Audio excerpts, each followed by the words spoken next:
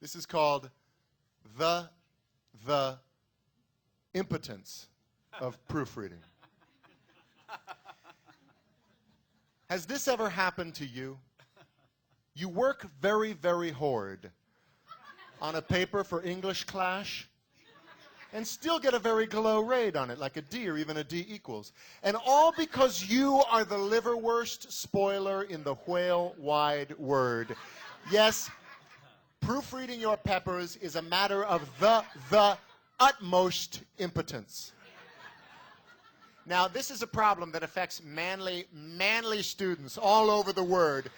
I myself was such a bed spiller once upon a term that my English torturer in my sophomoric year, Mrs. Myth, she said that I was never going to get into a good colleague. And that's all I wanted. That's all any kid wants at that age, just to get into a good colleague. And not just anal community colleague either, because I am not the kind of guy who would be happy at just anal community colleague. I need to be challenged. Challenged menstrually. I need a place that can offer me intellectual simulation.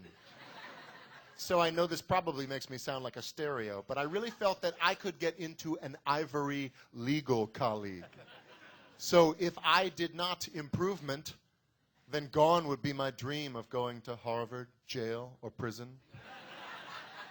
You know, in prison, New Jersey. So I got myself a spell checker, and I figured I was on Sleazy Street. But there are several mistakes that a spell checker can't catch. For instance, if you accidentally leave out word, your spell checker won't put it in you. And God, for billing purposes only, you should have serial problems with Tory spelling.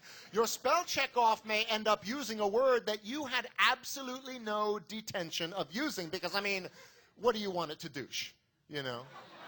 No, it only does what you tell it to douche. You're the one who's sitting in front of the computer screen with your hand on the mouth going, clit, clit, clit. Just goes to show you how embargo one careless little clit of the mouth can be, which reminds me of this one time. During my junior mint, the teacher took the paper that I had written on A Sale of Two Titties.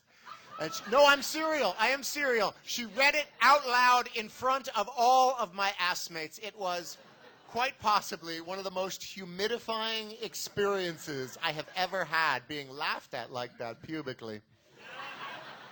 So do yourself a flavor and follow these two Pisces of advice. 1, there is no prostitute for careful editing of your own work. No prostitute whatsoever. And 3, when it comes to proofreading, the red penis, your friend. Spank you.